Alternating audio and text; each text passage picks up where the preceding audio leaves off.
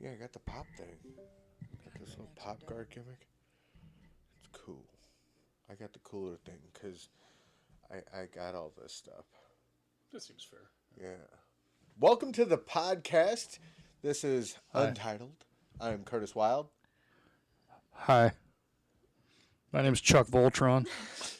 This is Untrue. That is Billy McNeil, and we are accompanied, as always, by the lovely. Chrissy Wild, Wildfire. Exactly right. Exactly right. So we are the podcast with no shopping agenda. None. So we had no idea what we're going to do heading into this. We still have no idea what we're going to do. Sounds a lot like your matches. Yeah. Yeah. Well, if you know what you're going to do, people can study for you. People can watch the footage, watch the film, right? Oh, absolutely. And if you can confuse even yourself, just think of what you're doing to the other people. That's a powerful thing. Confusing yourself is really strong when you're pro wrestling. I seldom know what I'm doing at any given time, I promise. It's true. He's ever confused. It's magnificent. That's why it's such a great time being tag team partners with him because, you never know what he's going to do, and he never knows what I'm going to do. So sometimes Not a clue. Not a clue. Well, No clue. imagine the position I'm in. I don't have an idea what either one or you are going to do at any given time. I can imagine you in various positions. That is not what I meant, Curtis. I don't get it, but I'm going to laugh anyway. You have kids, bro. Anyway, Do I? Or Do I? Don't you? No, that was a genuine question. I don't remember. That's because they don't have those commercials anymore. Do you remember the commercials? The it's 10 o'clock. Do you know where your kids are? Yeah, those always sounded so ominous to me as a kid, like as if the people making the commercial like had your kids and were taunting you or something. They knew exactly where your kids were, They but knew. you didn't. They still know. You know where your kids are? Because I do. I'm going to have a black phone incident going on.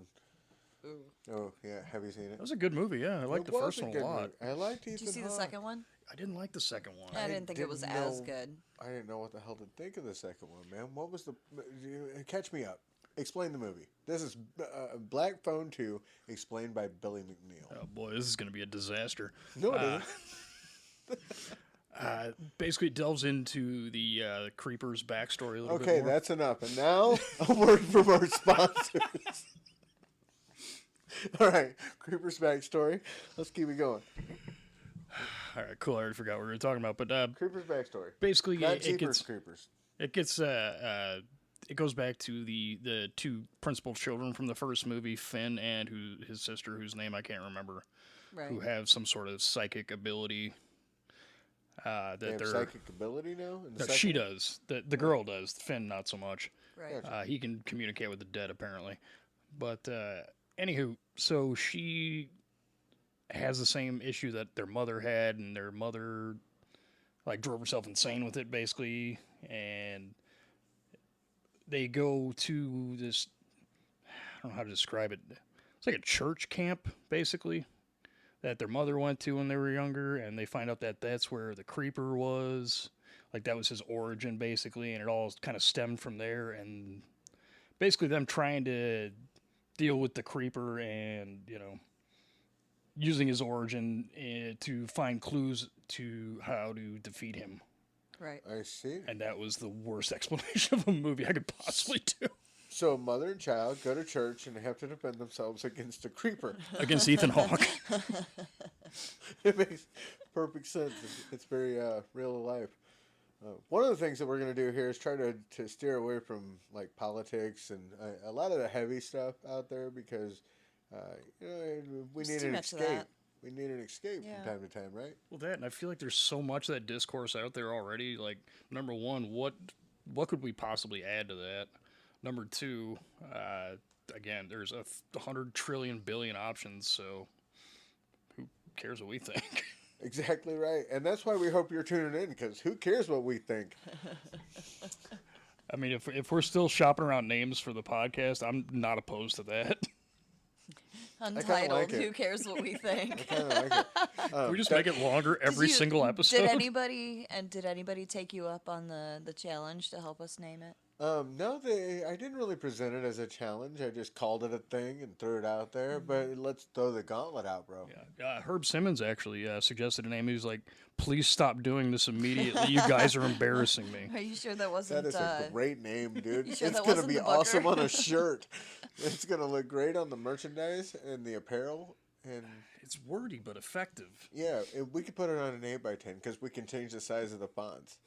It'll be all right. I see no drawbacks to this whatsoever. Absolutely. www.nodrawbackswhatsoever.com. It's coming to your Merchandise and everything. Absolutely. We're going to have a merch store. Spaceball style. Exactly right. Spaceballs 2. Talk about it. Hey, next thing you guys Do you know anything about it? I know absolutely nothing about Bro, this. there I know is they're a making it, but that's all I Spaceballs know. 2. It's a thing. It's See, happening. this is why we need copies of our action figures. Yeah. I mean, That's I would love to have an action figure. Yeah, and our action figure is in possession of Herb Simmons. So, I assume somebody made action figures. yes. But, I mean, and Herb named the show, so it's please stop doing this, whatever you do. Please stop doing that. You guys are embarrassing me. The podcast. That's gonna be really, really long when you try to type that title out on the. I'm already confusing myself trying to recite Well, see, it what, again. what I'll do is I'll just make a note and I'll just copy and paste it because I'm lazy like that, and or do my prep work. Right. Yeah, Yeah, lazy and efficient are cousins, so. that's true. That's true. But we don't need to know what they do. What state did they come from? Confusion. Agreed. And now you guys understand. This is my life. Yeah. It's the kind of wordplay you're gonna get dealing with us. So. Yeah. These are the things that have to happen, though. This has to be introduced into the world. That's why we're doing the whole thing. So, but really, it just started out as random banter. And we were like, we've got to bring this to the public. And I'm not even super sure why, but I know how. Did you just take that in the throat? Yeah. You're not supposed Here, to take a microphone. I'm giving to you the another throat. one. Oh no, I'm please. giving you another one. I don't need What are another one. You need What's another happening one. over here? I was just trying to give another Trying to pillow. get comfortable. Sure. Then the microphone tried to. Okay. There's a cat there, man. Watch out. Oh, he's fine. He's a great pillow. He'll move out of the way. And if he doesn't, Anyway, he's before I was comfortable. assaulted by the microphone. You were assaulted? I was peppered once. Oh, jeez. And that's it for this week. We'll see you guys next time. Maybe we'll cut that out. See, we have the benefit of editing. No, I Why would you don't. cut out I that? don't know. That just reminds me of Gary Jackson, the Gary Jackson classic. I'm gonna be on you like white on pepper. Did he actually say that? Yes. He said that Yes, yes, he did. one And then point, he and then comes the back to rules. the locker room, and we're all dying laughing.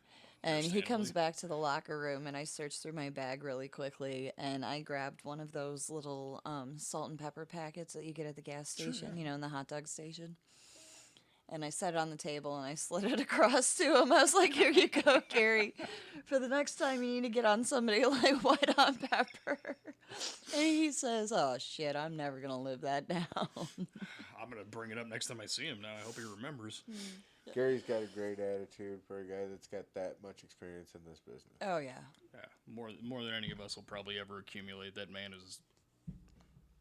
A treasure chest. Been in the ring with Shawn Michaels and Razor Ramon and Bam Bam Bigelow. Bam Bam Bigelow. A lot of the Yeah. greats, man. A lot of the greats. And a lot of them respected him to the point where he got a lot in. On He some did. Of those. I watched every one of them. He absolutely did. Yeah. I'm still surprised he didn't get picked up back then. Yeah, I think the only reason that he didn't was probably Coco Beware.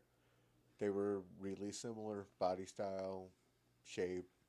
Oh, I was really expecting there to be some like hidden backstory there where him and Coco Beware were like mortal enemies. You know, there is a him and Coco Beware story. You'll have to ask him, or we'll have to maybe get him on the podcast. And I actually have a Coco Beware story do you? from very, very early on. This is like I'm talking like 8 matches Oh, I've got to hear. into being a pro wrestler. Oh my. But this was more observation than experience with him directly. But Yeah, this company I was working for is Badger State Pro Wrestling out of Wisconsin. No, really? Based on the name, I figured that won't be easy to pick up. But anyway, they brought in Coco Beware to work this show. This company drew absolutely nothing to. Like, I think the biggest show that I ever worked for them, I worked probably 10 shows, was probably just under 100 people. Wow.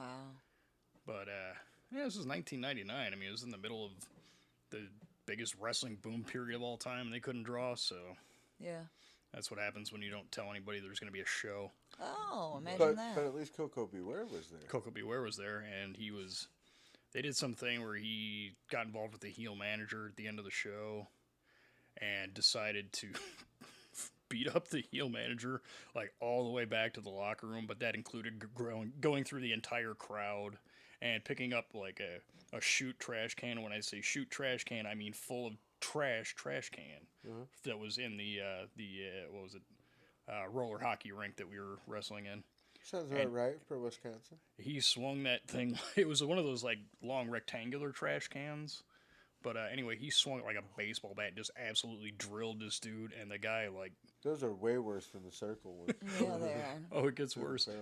In the trash can, which he maybe should have figured out because it weighed a ton, was one of those gigantic industrial light bulbs that they had replaced earlier. This thing was this big around and like this long. Oh. Probably about 10 pounds. So it exploded. Yeah. Oh, very nice. I mean, nice visually. Yeah, for all 11 people who saw that, I'm sure they were thrilled.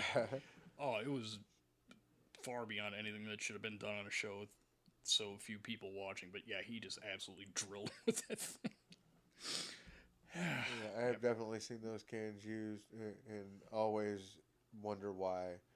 Like, you find a different can, man. You're going to hurt somebody. And I mean, that's kind of the point when you're hitting somebody with a trash can in that scenario, is to hurt somebody. But...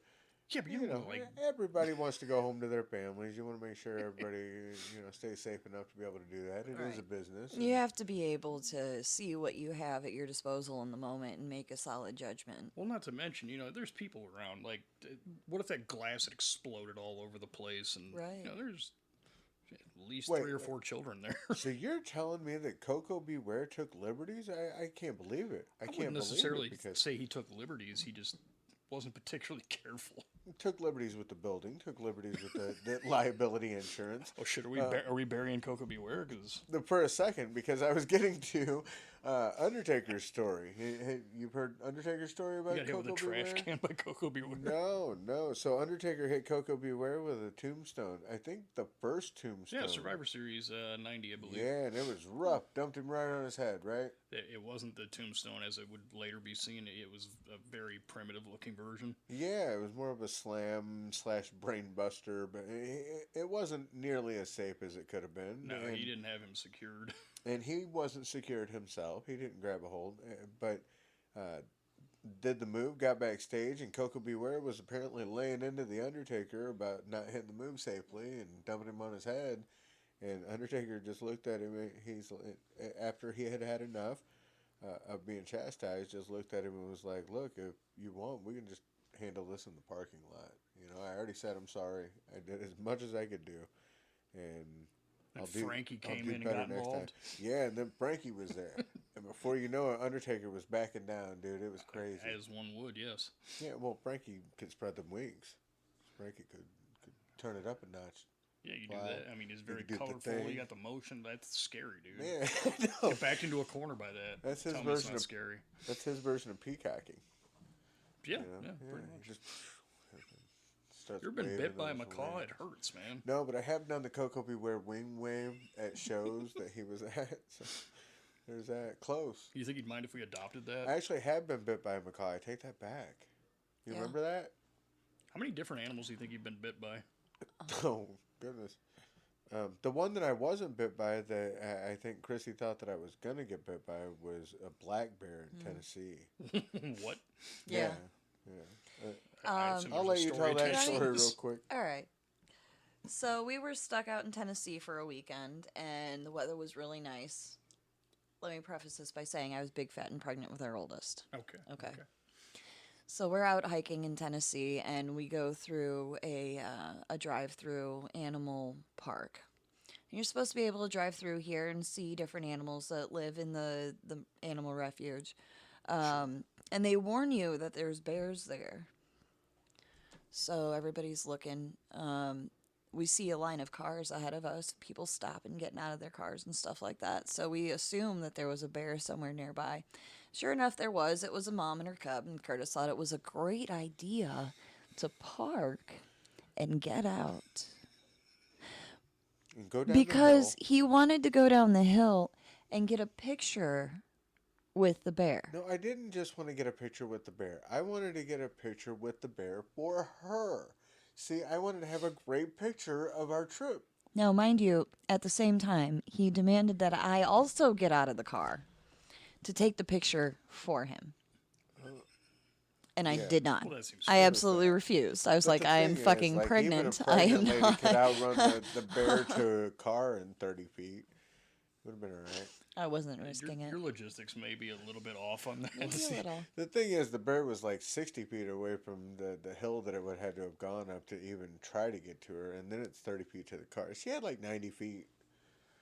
That's just the distance to first base, dude. I mean, have you seen a bear run? She was pregnant, dude. She could run too. Ah, yes, that notorious pregnancy speed. See? Superpower. Yeah. That's right. They can break into that sprint. See what it is they get the motion behind that stomach, and I mean that just carries them along. That's not how that works. It's a performance enhancement drug, and I'm sticking by that. Regular fucking Sticking Stephen by it. Hawking over here. Right. True story. You didn't even know. I met Jack Presco. Jack Presco did lunch with Einstein, so that makes me smart.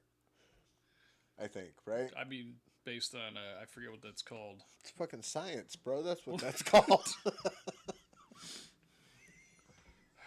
Nicely played. But look at her face. Transitive property. I'm gonna hear about that later. She's gonna be like, "You said you were smart." I'm gonna drop something. She's gonna be like, "Pick it up, smart guy." As she should. True. That's true. Okay, Especially so- if she's giving me back any of my own medicine. I'm a smart man. I'm a big smart man. Yeah. I'm sorry. You actually deserve it, man. And it's funny, too. Thank you, so. Billy. Have you seen that? Anything for a laugh, Have honestly. you seen that? There was a woman at a protest that was following an ice agent around doing that. With a megaphone. I don't think she had a megaphone. Look at me. I'm a big smart man. I'm a big strong man. So now I'm pretty sure that Chrissy's gonna put that on repeat every time I do anything messed up. A good I bit's a wasn't, good but he bit. just gave me a great idea. I love that. You're just digging your own grave over I here, do dude. not know why I just said One that. shovel because at a time. It's gonna end up uploaded to my YouTube channel. I just know it. Do you have any other ways you'd like her to humiliate and embarrass you, or just while we're at it? Should I just give her a list now? Hold on. I'm ready. I'm ready Let's to take not. note. Let's not. The macaw biting me. It actually bit me on my ring finger. That's not why I don't have a wedding ring right now. That's because it was lost. Oh, mine was eaten by a macaw, actually. So Great story, bro. All right, you're up next. So His was lost, I think, after a wrestling show. But what's we crazy stayed about at that a is hotel and years ago, it when he was traveling for a living, he accidentally left his ring at a hotel in Utah. And I had to pay $12 to have it sent back to us. was it Utah? I thought it was Minnesota. No, it was Utah. Gotcha. $12 small, But, small price to pay for that, though. Right. This bird, I don't even remember the scenario or the situation. Maybe you do. The But- macaw. Yeah, the macaw. I put it out. They said that it liked shiny things, and I put my finger out, and it bit my ring, and it was, I guess, gold enough that it bent it. It bent it around my finger. Yeah, they're strong as shit, They dude. are, man. I'm just glad that wasn't my finger. I had one straight up steal my earring out of my ear one time. We were in California on our honeymoon. And What did you guys do to macaws? no, well, so this one We don't actually I don't talk think about was a that. macaw, if I remember correctly. I think this was just one of the red parrots, the really Pretty sure it smart was a ones that talk. Anyway, Toucan? No. Oh, that's the cereal guy. Yeah. Right, that's the one with the big beak. Right. Have you seen him these days? He smokes cigars. He gained a bunch of weight. Hanging out with Joe Camel. Yeah. You have seen him. They should have an Instagram. Fell in with a bad crowd. That guy needs a what happened to him. Where are they now? Episode. Oh, his feathers all askew and eyes droopy and bloodshot. I don't know what went wrong. Looking just like the dude. You know? Too many pickup poker games. Yeah. Yeah, the gambling, the women. Who's to say where all the money went? Lost it all on a bad head. The drugs certainly didn't help. Sounds like Bukowski with wings. Toucan Sam went wrong. Poor guy. He does strike me as a guy who would make mistakes, though. Like, as he got older, he would. Yeah. I'm curious, what led you to this conclusion? Well, he just strikes me as somebody who's got questionable character. But I got to fill everybody in. And the reason I just said "oh" out of nowhere was because in the background we're watching, what would you call it? Fail Army. Fail Army? Yeah. Yep. Yeah, fail videos of people doing things and fairly miserably. Someone just landed on egg crates on their I mean, crotch. I figured this was good inspiration for you guys. You know, like what not to do. But it could be a distraction.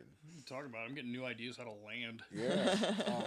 Like just like that, right on your face. Jesus. You should land right on your face and then I'd get say ran your over list by a of ways is motorcycle. long enough by now, Billy. I can't tell you how many times you've landed in that ring, and I cringe watching that shit. For real. I gotta admit, Done it's something impressive. right then. It's impressive. Most people, like, when they get clotheslined or something, they land on their back. You know, maybe their neck if it was Not a Billy. really hard clothesline. Somehow, some way, you sometimes land on your face. Do tell. Explain that. That's not sciencing. I just go completely limp, and whatever happens, happens. That math doesn't math though. Like, because there's a 360 in there. There's a whole 180. There's a hemisphere switch. I don't get it. I don't know. I basically, like, I leave my conscious body and observe from outside as my ragdoll body goes flying through the air. So it's kind of like when Hulk got punched out of his body and the spirit just goes. Woo? Yeah, more or less, but anytime I get hit with anything. So, I Exact- mean, then I gotta ask you, Billy. With as many, like, crazy bumps and stuff as you've taken, how many times have you been injured wrestling? I mean, I guess it depends on what you call injured. I've got 4 documented concussions, separated my shoulder, broke every finger on both my hands, had about 14 teeth knocked out, hyperextended my knee a couple of times, broke my wrist, more cuts and bruises than I could ever possibly count. Yeah. Damn, bro. Cry me a river. I bruised my ego when we lost the tag team championships. That one hurt. That's still up for debate whether we actually lost that match or not. True story. I think the rep tore a hamstring and never actually counted the 3. I haven't seen the tape on it. You know, I don't actually think he counted to 1. I think it was, ow, 2, 3. Oh, you might be right. Maybe he never counted the 1. So Right, the so does it count? Never actually started. That's what I'm saying. That was it. I wasn't in the greatest position to observe anything, but I heard what sounded like a small dog giving birth to a full-grown whale Oh. What the fuck? during I a think, car accident. I think that sounds like we should still be the tag team champions.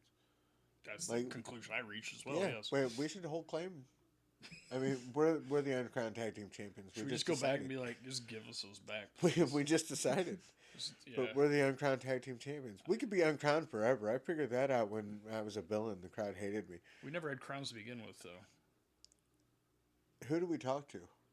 I don't know, you I'd got- like a crown. do I you don't have know a about crown you. guy? I don't have a crown guy.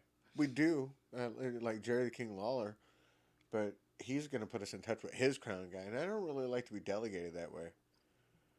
Yeah, I feel like he's just a middleman taking a cut for no good reason. Yeah, like why don't he just give us one of his crowns?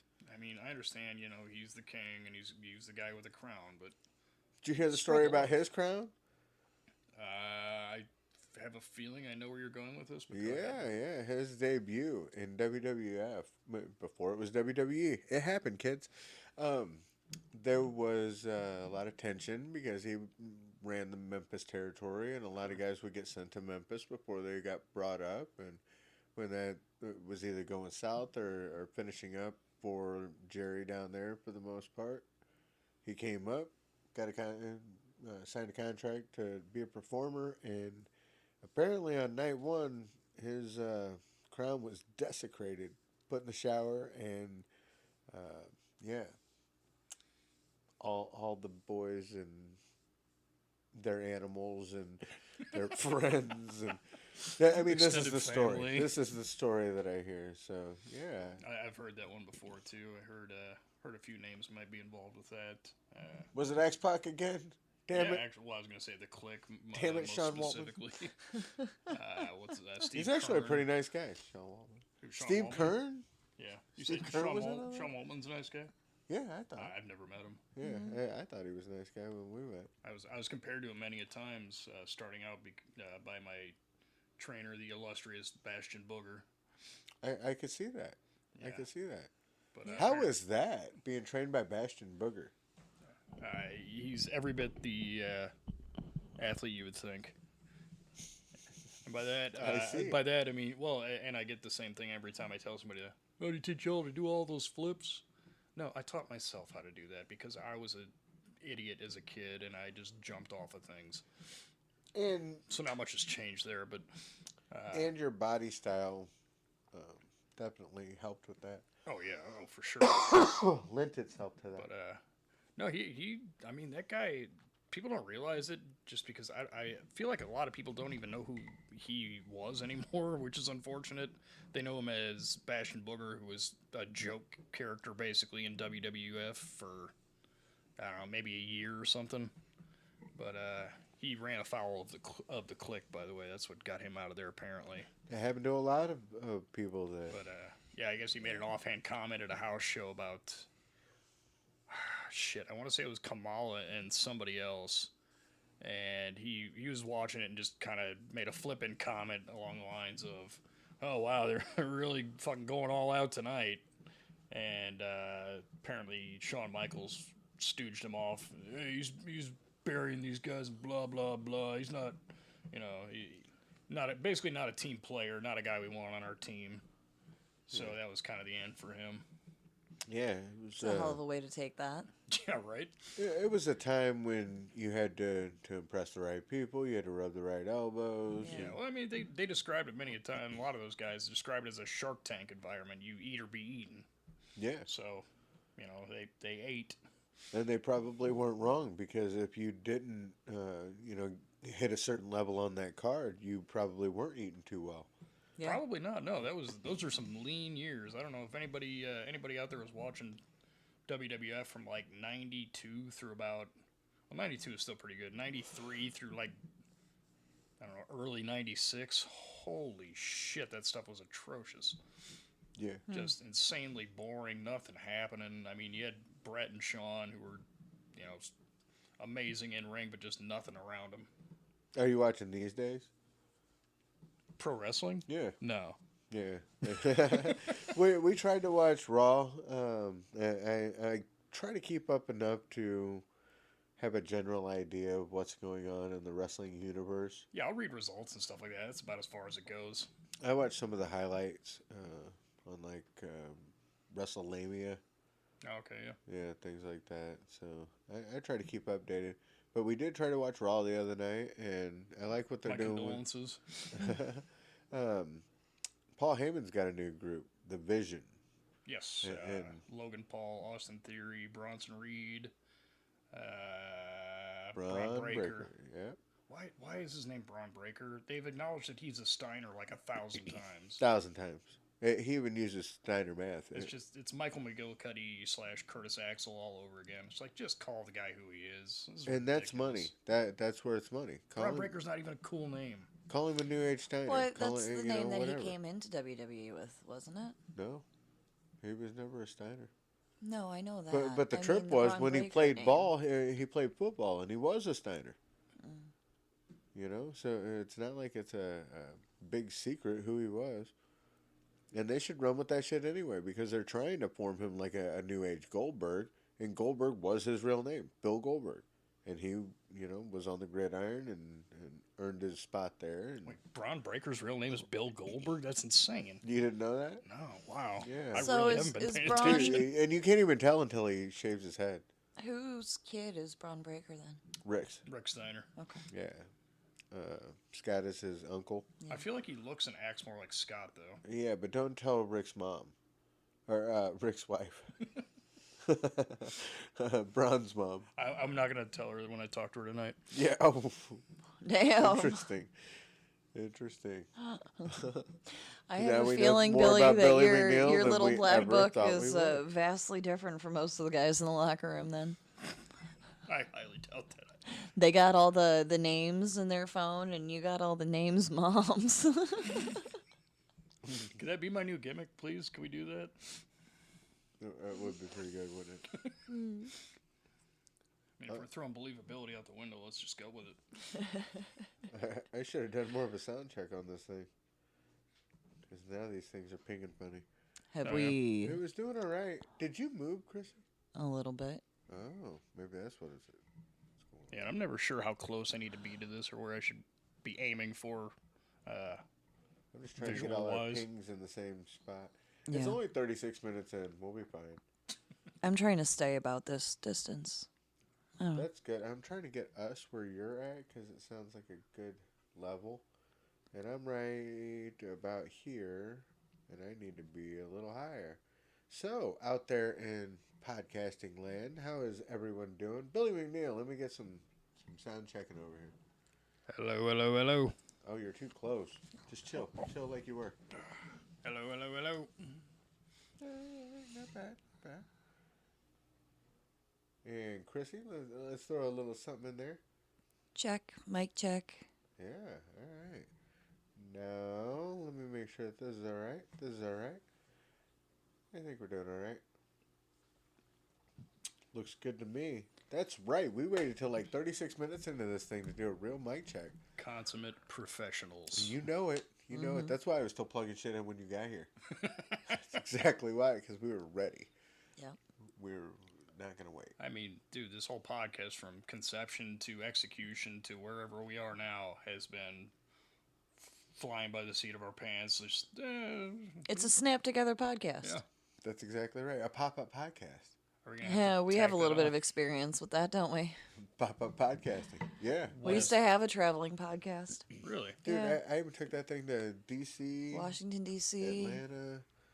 I took it a number of different places, but the one big one was when we took it to D.C. and getting that thing on the flights and That was always interesting. going through security with a podcast. And take all the why is pieces all of this equipment out of the electronic bag. equipment What kind of podcast are we talking? in? It was a political podcast. Yeah. So very similar to this. Very similar to this, except I would do this on location elsewhere. Right. Yeah. Now it's in the living room. We were a little more sophisticated. Wore real clothes. Well, not real clothes. We wore fake clothes. But we wore actual clothes. Like, these are CGI. People at home don't even know, but it's like those Zoom backgrounds that you can switch. Yeah. Everything in here is green screen, including us. It's true. It's true. In the interest of transparency. I wish I existed. Oh, I wish I were a real boy. He does. He does. And sometimes he thinks he is until he looks down, Nobody's got the heart to tell me. including his wife. Ow. Also imaginary. Yeah. Green screened. See, there's a reason why we've never met her. That's right. You guys and everybody else. I think it's just because she hates pro wrestling. No. Haven't we met her like once or twice? I'm sure she's been to a couple shows. I'm sure you guys have met her. yeah. Maybe. I know you guys met my dad. Yes, we definitely met your dad. Your dad Your dad's was cool. a fan, if I remember correctly. Yeah, he actually sort of likes pro wrestling. He sent me pictures not too long ago of him meeting Sergeant Slaughter. So Really? Oh, that's What was cool. the context you met him? I have no idea. Huh. So here's You didn't pictures of me ask? meeting Sergeant Slaughter. Oh, cool. Like, That's awesome. so but were you at a what? G.I. Joe convention? What happened? I can only assume. Yeah, yeah. He lives up in Minneapolis area. So that's a strong wrestling community. I guess they do. There's a lot of A lot of wrestlers live up there. A lot of retired wrestlers live up Well, there. it's been a big community since before Kurt Hennig. Yeah, well, Robbinsdale High School, the output of Robbinsdale High School in the, I guess it'd be the early 80s, late 70s, but the guys that came through there, it's insane. Yeah. I mean, you got Rick Rude, Kurt Hennig, Demolition Smash. Didn't the Road Warriors do a stunt up Road there? Warriors. Man, they had the who's who for a period of time. They were a hotbed. John Nord the Barbarian, the Berserker, whatever you may know him as. Yeah, I wonder why that guy didn't go further. I have no idea. He was awesome, though. Yeah, I liked him. I liked his presence. He seemed like a new age Bruiser Brody. I think that actually might have been the thing that hurt him the most, is he was too similar to Brody. Might have been. I guess it's a possibility, but... And Bruiser Brody, Nord the Barbarian, people may have mistaken him. We could Entirely ask possible. Barbara in May at FanFest 4. I feel like he was... Yeah, see how I worked that in? Dude, that was Ever the good. pro. that was real good. I'm really excited about FanFest 4. I am too. I am too. I actually get to go to this one. Hey. Beautiful. It's in Illinois. Yeah, I know. Yeah, I Billy can't wait. McNeil's not allowed in Missouri. Absolutely not. Yeah, there's something about him being wanted. Something went on at a Waffle House. I don't He's know. not allowed to cross the river. Yeah, we won't talk about that. He's one of the elements. I'll go in the river, but I don't cross the river. That's right. But he doesn't go in the river with clothes. Yeah, that's Moving true. on. So, so FanFest 4, who's some of the people that you've seen that you're Doink digging? the Clown. Doink the Clown. I'm going to fight Doink the Clown. I don't care if it's a match or just I happen to see him in the hallway. I'm going to fight Doink the Clown. Well, Out you, of you guys respect. dress similar. No Out of heat, no respect. animosity. I love him like a brother, even though I've never met him. I'm going to fight that dude. All right. All You right, heard it here. You heard it here. We are throwing out the gauntlet. With the love. challenge has been made with love and respect. Doink, Nothing your but love and ass is respect. Billy McNeil's. That's all there is to it. Yep. Yeah. So Herb Simmons, Championship Committee, if you're listening, Whatever happens, happens. make that match. And if you don't, the hallway's It's gonna getting happen it. anyway. It's on a site. You might as well tell people to come watch it, because I'll fight him in front of nobody. I'll fight him in front of everybody. Yeah. He'll fight him in front of nobody until everybody gets there. There won't be anything left of him. Nothing. Except maybe that flower that shoots water. No, I think you should Or just. no, you should take that as your trophy. I think you should cut up more of the rainbow confetti that you had, and bring a leaf blower. Brilliant Dueling idea. confetti spot. 5 Oh, pounds man. of confetti Don't and go give me leaf ideas. blower. I'm telling Listen, you, I that's don't all want to you give need. away our game plan, but I think maybe we should get some confetti for February 7th when we have a I was tag match. actually against thinking about this strategy function. for that, and because part of me, I'm torn on this, because part of me is like, I want to beat the shit out of those guys. Absolutely. Absolutely. But also, how funny would it be to like pin them 5 seconds into the match? Like what? Because okay, what's the most vulnerable part of any pro wrestler? It doesn't matter who, anybody, top to bottom. What is the most vulnerable part? Your ear. I don't know. I would say eyeballs, but you're going to go with the... Did you say ego? Your ear. But no, your ego is probably. That's what I'm getting at. Ego. Yeah. You'd add anybody there. So you're going to bring in Egotistical Fantastico from Chicagoland Wrestling from 15 years ago. It was a Was lot that dude's longer name? than that. Robert Anthony? Was that- 20 years. is Yeah, that his Robert That Anthony. was his you knew name. him. Wow. Oh, I've been around a He long knew time, Ego. Damn, that's crazy. We Small all knew world. Ego. I think he got a contract for a period of time. Or something. Last I heard, Yeah, he had he gone did. to OVW. Yeah, he was a developmental guy for a while, if I remember correctly. Yeah. What was his name again? Egotistico Fantastico? The other one. Robert Anthony? Robert Anthony. Yeah. And I anybody think out so. there will I probably could be know him getting that more as wrong. Robert Anthony. It was definitely Robbie something. Something like that. Yeah. It was so fucking long ago. Pretty sure I called him Robbie. I have no idea. He got a little offended because he gained a whole lot of weight in between me seeing him one time and the next time that I saw him. And Like, I gain weight in a commented, positive way, or? depending on how you're looking at it. That was literally the most vague answer. put on an absolutely stunning amount of muscle in between the okay, skinny guy cool. that I knew I got and you. this jacked up guy that Understood. I eventually saw. But he kind of got a little offended because I was just so enamored with his new size. He was like, bro, you are absolutely huge. Look at the size of you. Like, there's no way you could have done that natural. Yeah, I was You gonna know? say, do you think at some point maybe he just considered like, this guy's got to be fucking with me, right? He's being a dick, right? Well, I was kind of being a dick, but I was also being very honest. You know, because he did have a great rock star build to him, but he didn't the time that I knew him before. Just saying. So I was complimentary, but I was complimentary and also knew him as a skinny guy. Right, but it also sounds like you're implying something No, I never other than would. the Great one diet, chicken, bro. two asparagus diet. Great diet, lots of gym time. That's it. That's all I'm saying. You read Triple H's book? Is that what you're saying? Maybe. Could have. I remember that being shorthand back in the day for. I didn't. So Hey, fill this us in. guy's on the gas. Fill us in. Well, what's in Triple H's book? Well, I mean, it's like a workout book. So the joke was like, hey, this guy just got huge out of nowhere. He must have read Triple H's book. Uh-huh. Wink, wink. Uh-huh. Because you know the Triple H Steroids. Yeah. Oh. You are not being nearly as vague. Not being nearly as vague. Subtlety is my strong suit. Yeah, see, some people don't even realize it. Like, they probably think that it's a whole lot of you guys having to pull me back, but it's me and her having to pull back Billy McNeil. I feel like we all, it's like a synergistic Pull back. type thing. We kind of Pulling of all the back. rein each other in, because if not, there'd be chaos. True That's story. true. But the great thing is, we come up with the most outlandish ideas before our matches, and somehow nix all of that before we get out there and just cohesively come together and get the job done. And that's what made us tag team champions for over 450 days. I feel like it's a level of maturity that we've reached finally, because back in the day, it would, like that whole part about not doing the most ridiculous things we thought of, that wouldn't have even come up. We'd have just done that. We would have done it. That's all it would have been. A whole lot of that. So what you're saying is Maybe you've 2 or grown a 3 filter. times.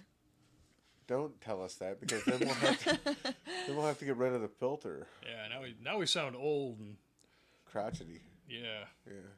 But I am old and Yeah, I was gonna crotchety say a we little are bit. old, but A little bit.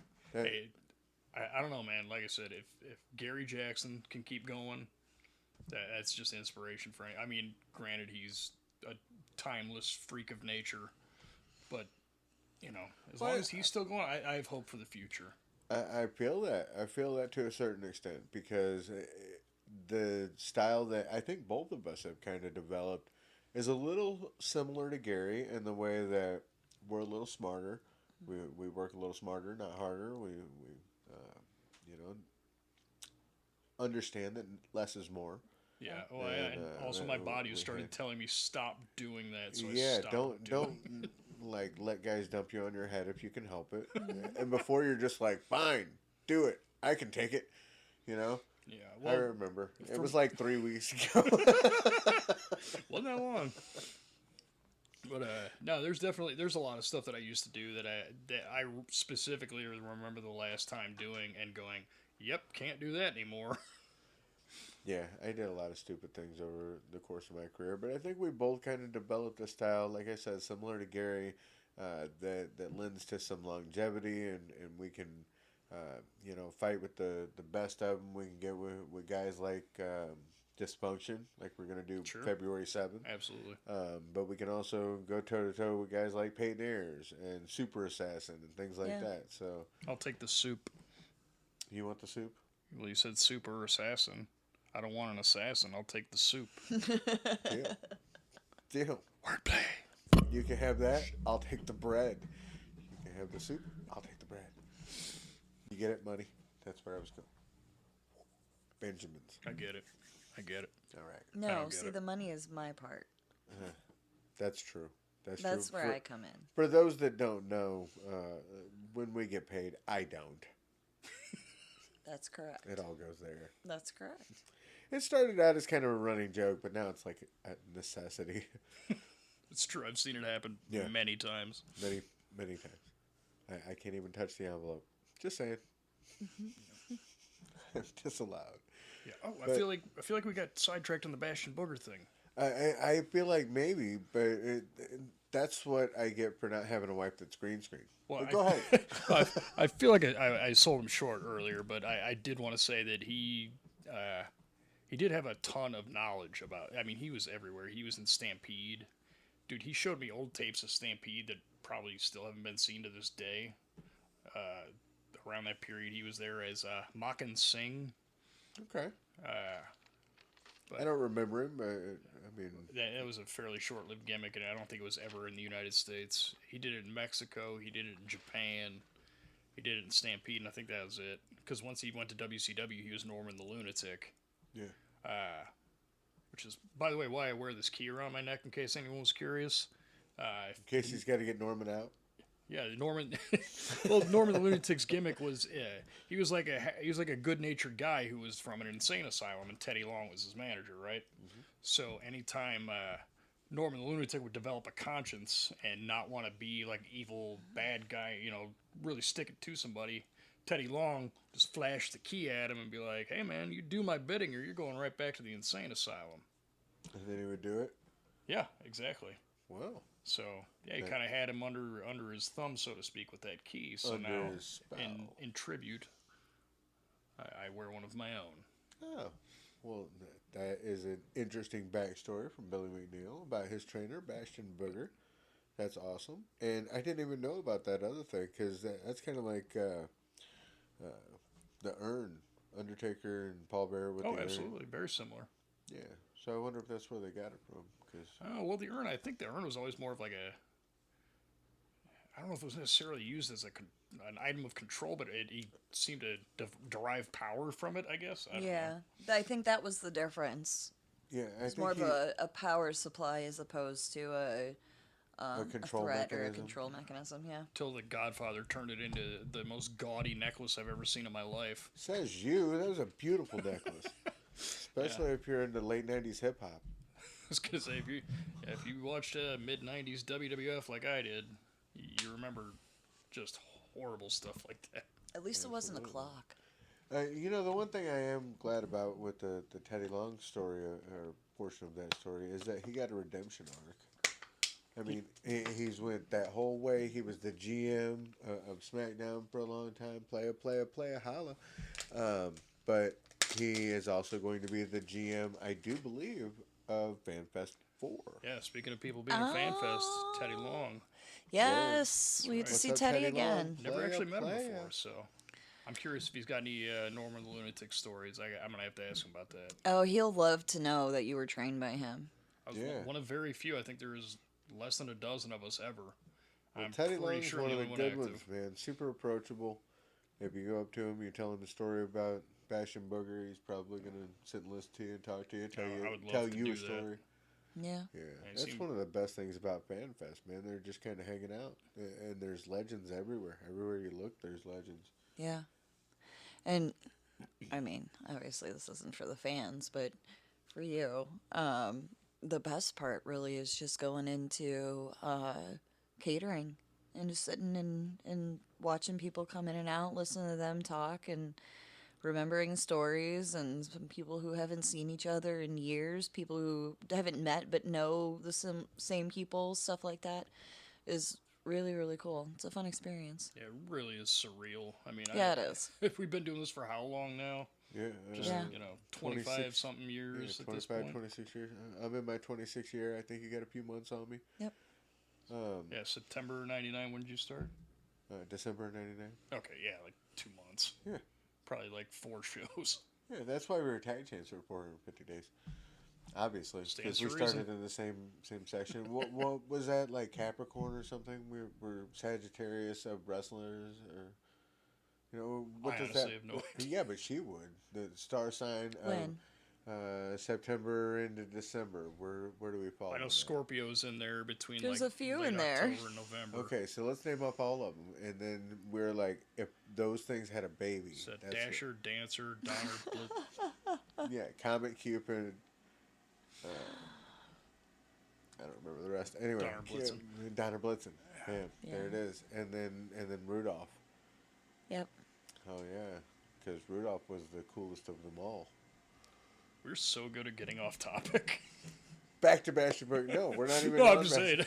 Yeah, but that's the greatest We're thing taking about some this. crazy leaps in logic here, and I love it. Yes, but that's the greatest thing about this is that, like, I would say back to Bastion Booger, but we already covered that. Oh, no. We got to the Teddy Long thing, and now we're realizing that we still have no shopping agenda, and that's the best part about this thing. What about almost an hour in here? Are we about an hour? Yeah, we're getting close. Right around there. Close, yeah, 55 minutes. An hour of nonsense with you chuckleheads. There was probably 2 minutes of nonsense before we ever got serious about anything. Yeah. That's true. We're doing better, though. The entire first podcast. Yeah, we're doing better because the entire first podcast was us not getting serious about anything. And it started out, I don't know if you listened to it, but it started out with, at the beginning, when we were just getting seated and getting things going, I said something to the effect of, and we don't know what the hell we're doing. And that's where I started the podcast. I think Truer it's words never perfect. spoken. I don't think there's any other place to start that. Exactly right. Exactly right. So I think we're going to throw a shout out. I think we should shout out to the viewing audience if you're watching, if you're listening, if you're following a Facebook post that you might be seeing this shared on. Throw us a name idea. We're going to maybe have a little contest or something. Throw us some name ideas, and then if we end up picking yours, maybe we'll do a signed 8x10. Yeah. We'll send it out, self-addressed stamped envelope. Oh, no, that's so 80s of me. I don't know what you're talking about, man. Neither does the studio audience here. So you do know what I'm talking about. Our very first podcast that we ever did, many, many, many years ago, was filmed live in front of a dead studio audience. From above undertow. I mean, I'm intrigued by the concept. I'm also a little scared. It was fun. Mike Gordon was one of my guests. Mikey Gordon. Oh, really? Yeah. Yeah, you've actually wrestled him in SICW. Yes, I did. Yeah. I think the only person who wrestled him in SICW. Probably. That match had higher hopes, I think, for both of you. It's a very nice way to put it. Yeah. But we all get those. Man. Part of the reason I want to fight Doink the Clown so much. It's exactly the reason. My first battle against the Clown did not go great. I'm hoping to improve. Doink or ass belongs to Billy McNeil, so you better bring a whoopee cushion. Oh, I've been a Doink the Clown fan since dude showed up back in the day. What an amazing character. Yeah, he was an amazing character, and he was one of those that you didn't even know he was a character until he was already involved. Based on everything I've heard about him since, that was not a character at all. A little bit of that too. But I liked him before he got there and didn't even know that was the dude because it was Matt Bourne, yeah. Doink was Doink, yeah. And it's Big Josh in WCW rolling logs and shit. Yeah, I don't really German know suplexing Scott Hall in his head. I don't really know how he went to the Big Josh character because to me that was a really bad character. He's a Pacific Northwest guy. Still, that's why. I mean, you got nothing better than Big Josh. Dude, look at all the other stuff they had around that time. Was this around the Oz period? Yeah, it was actually right around the period of between Oz and Vinny Vegas. Yeah, they had a whole lot of nothing going on I feel like Big Josh worked with both of those characters. I did watch a match not too long ago with Big Josh in a 6-man tag. It was Sting, Big Josh, and somebody else. El Gigante. Yeah, maybe. Brian Pillman. I'm just trying to think of other baby faces around it. Tom Zink. The It Z-Man. might have been the Z-Man, bro. It might have been. Hey, yet another guy from Robbinsdale High School. The Z-Man, Tom Zink. Huh. Yeah, he was, when I lived in Minnesota, he was on indie shows all the time. You lived in Minnesota? Cool. Yeah, I grew up in Minnesota. Did you? Yeah. Why the hell did you move here? Moved to Missouri when I was 15. No. Pants?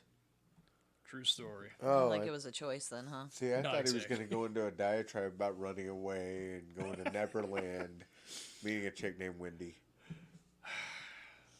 All right, can we rewind and I'll just go into that? I'll cut it. I'll edit it. It'll work out Rewrite the perfectly. story. Yeah.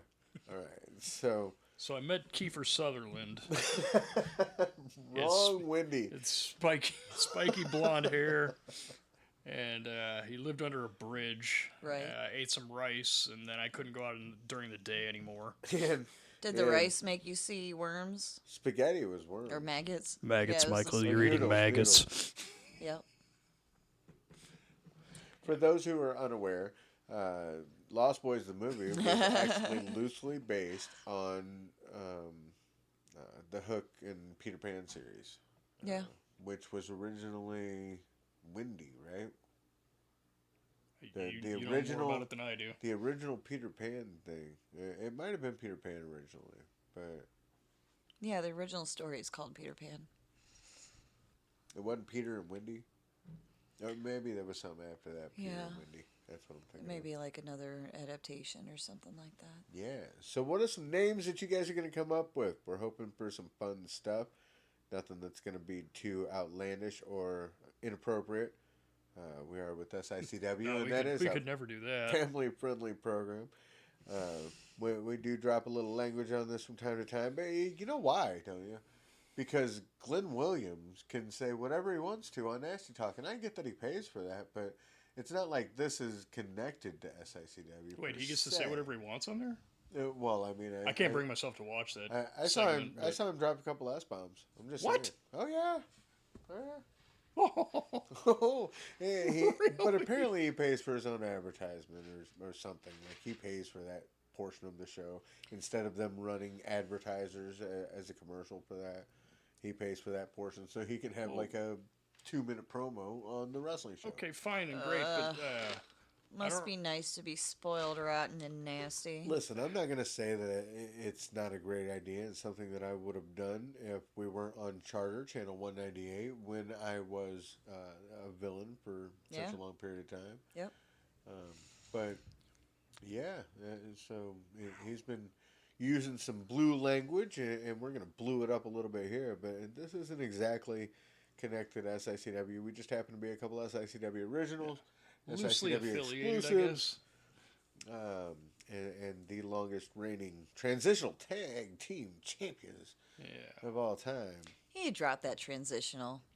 You can't be transitional if you're tag team champs for over a year. Well, when you think you're going to lose the tag titles every single match you have. I Right, think but we could- why? That's part Did of the they ever fun of tell it, you is you that were we going to kept- lose them? Hey, what do you mean tell you? You don't. That's not how wrestling works. See, that's what I'm I saying. told him to go piss up a rope. Yeah, See? right up the rope. And that's why you haven't lost them yet, technically. That and the ref never I like the started way she counting. thinks. I You do should like listen the to way- me more. I should, but I don't. I really. Not really. Yeah.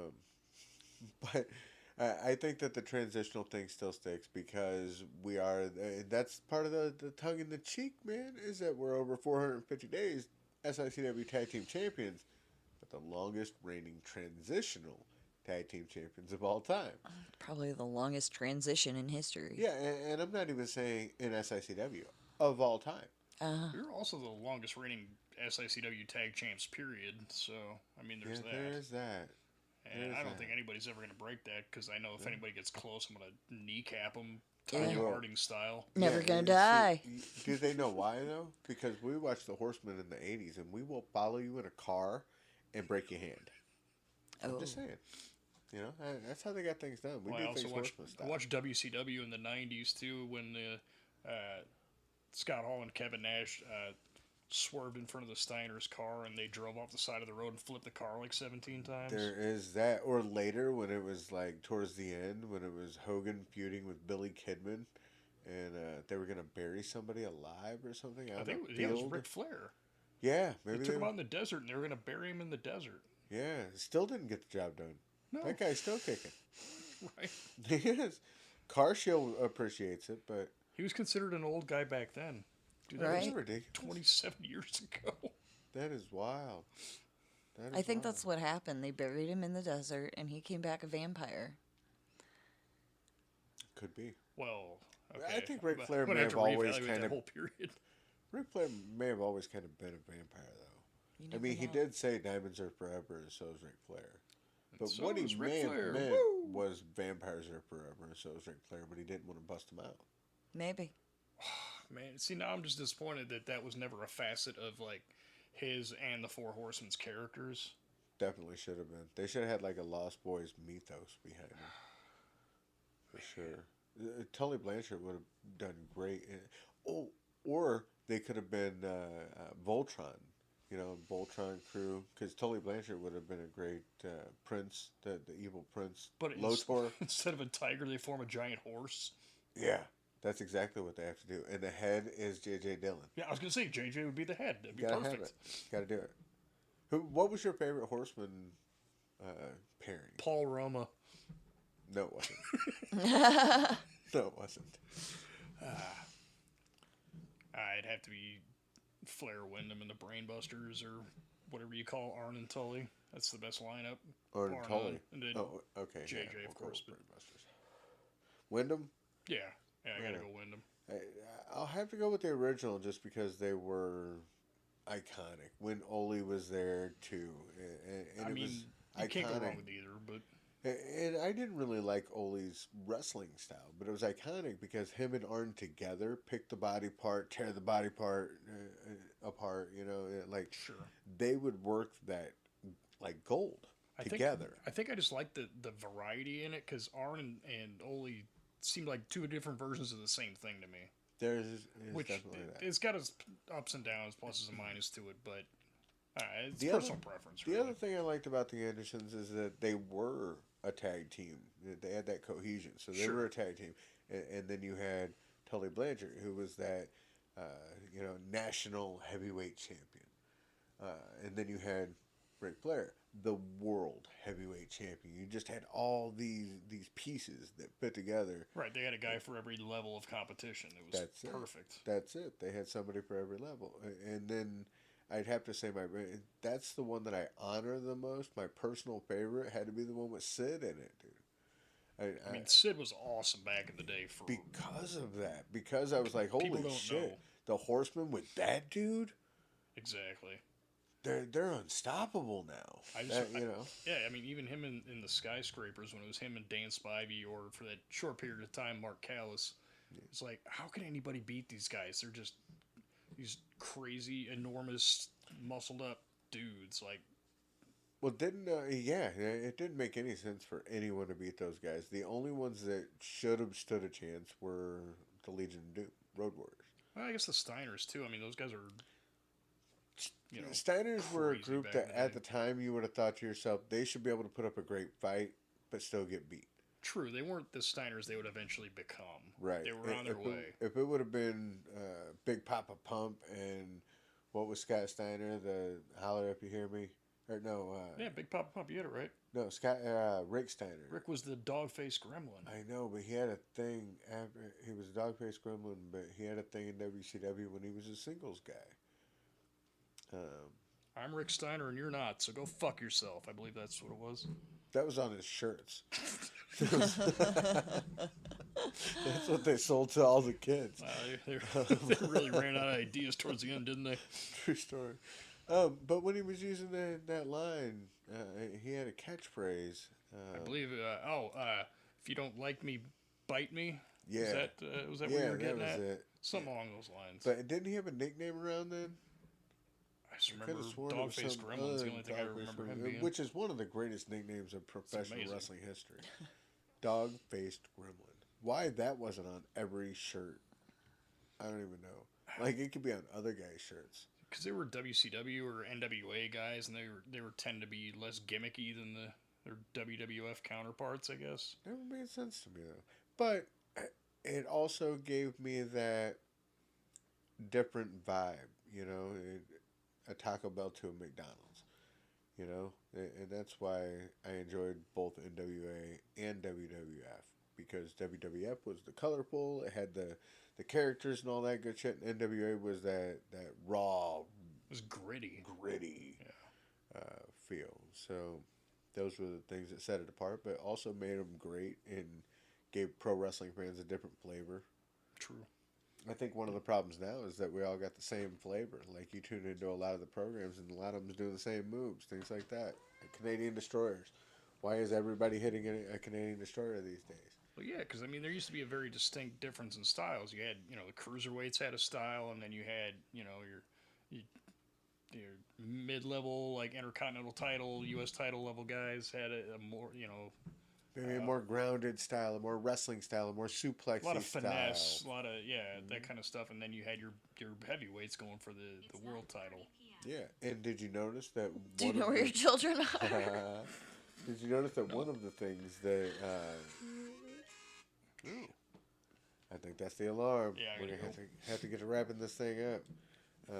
I think that that's one of the things that set it apart. But we will pick that up on the next episode because Billy McNeil's got to Dot, dot, dot. Yeah, we got to turn this into a dot dot dot. Pick it up next time. I've got to go do something important. I don't have the wherewithal to think of some clever thing, so He doesn't have kids, but he does have to go kidnap someone's. I got to go pick up kids. I just haven't determined which ones yet.